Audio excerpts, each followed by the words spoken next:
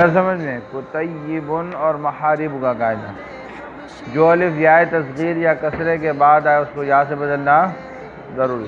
جیسے کتیبن یہ کتابن کی تصغیر ہے تو اس کے جو ہے تصغیر سے پہلے الف تھا اس کو یا سے بدل کے یا میں ادغام کر دیا. اور محاریب محراب کی جمع منتحل جمع ہے تو کیا ہے؟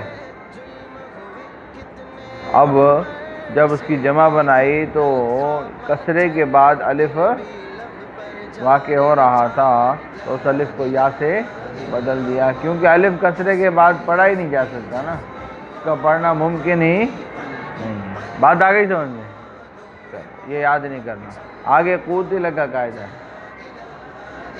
جو الف ضمے کے بعد آئے اس کو واو سے بدلنا ضروری ہے، کیونکہ ضمے کے بعد بھی الف نہیں پڑھ سکتے. جیسے قوتل، اصل میں قوتل میں الف کو واو سے تبدیل کیا گیا ہے.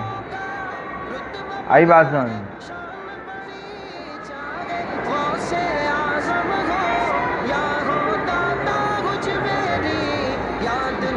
قاتل یقاتل مقاتل. دیکھو نا قاتل تھا نا، اصل میں کیا تھا؟ قاتل. اس سے مضارع مجہول ماضی مجہول بنانے کا قاعدہ لگاؤ. کیا کیا؟ آخر سے آخری حرف کو اپنے حال پر چھوڑ دو اور سے پہلے والے حرف کو کسرہ دے دو. ٹھیک ہے، تو کیا ہو گیا؟ قاتل. ٹھیک ہے، اس کے اور باقی جو بھی حرکت والے حرف ہیں ان کو ضمہ دے دو. اب قاف ایک حرکت والا ہے، اس کو ضمہ دے دیا، تو اب اس کے بعد جو الف ہے وہ ضمے کے بعد واقع ہو گیا نا، الف ضمے کے بعد واقع ہو گیا تو اس کو واو سے بدل دیا تو کیا ہو گیا؟ بات سمجھ رہے ہیں کہ قاتل میں ماضی مجہول کا قاعدہ لگاؤ تو کیا ہو جائے گا؟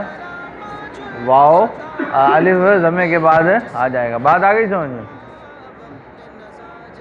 آگے ہے اتعد اتصر کا قاعدہ، جو واو یا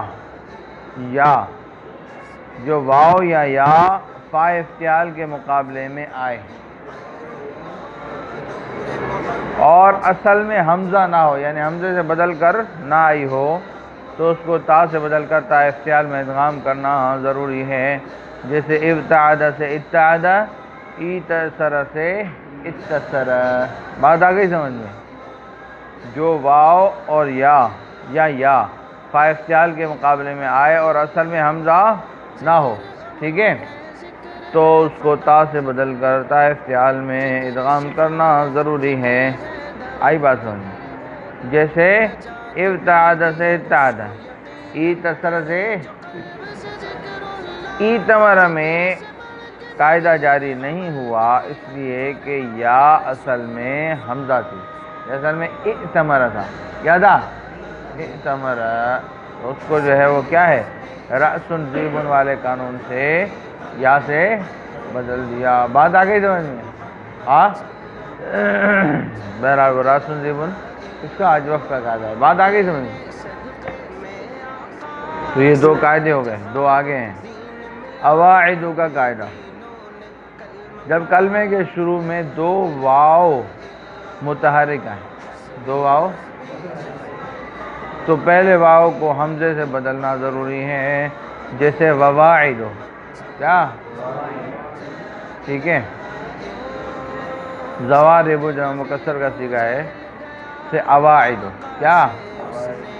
اور وویعد سے اویعد. آئی بات سمجھ؟ اس کے بعد اعیدہ کا قاعدہ، جو واو مضموم کلمے کے شروع میں آئے اس کو حمزے سے بدلنا جائز ہے. جیسے وعیدہ سے اعیدہ، وعیدہ بھی پڑھ سکتے ہیں، اعیدہ بھی پڑھ سکتے ہیں، یہ جوازی قانون ہے، وہ جو بھی قاعدہ. بات آگے سمجھ؟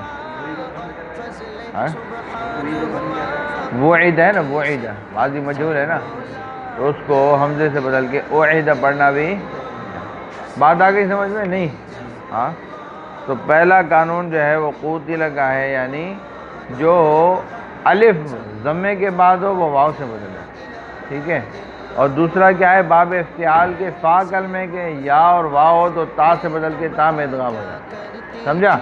اور تیسرا قاعدہ کہ دو حمزے متحرک شروع میں ہو تو ایک کو، دو واو متحرک ہو تو ایک کو حمزے سے بدل دیں، اور تیسرے میں فرق ہے کہ شروع کلمے میں واو مضموم ہو، واو اس کو حمزے سے بدلنا جائز ہے، اس کو حمزے سے بدلنا کیا ہے، وہ ضروری ہے، یہ جوازی ہے۔ بات آگئی سمجھ میں؟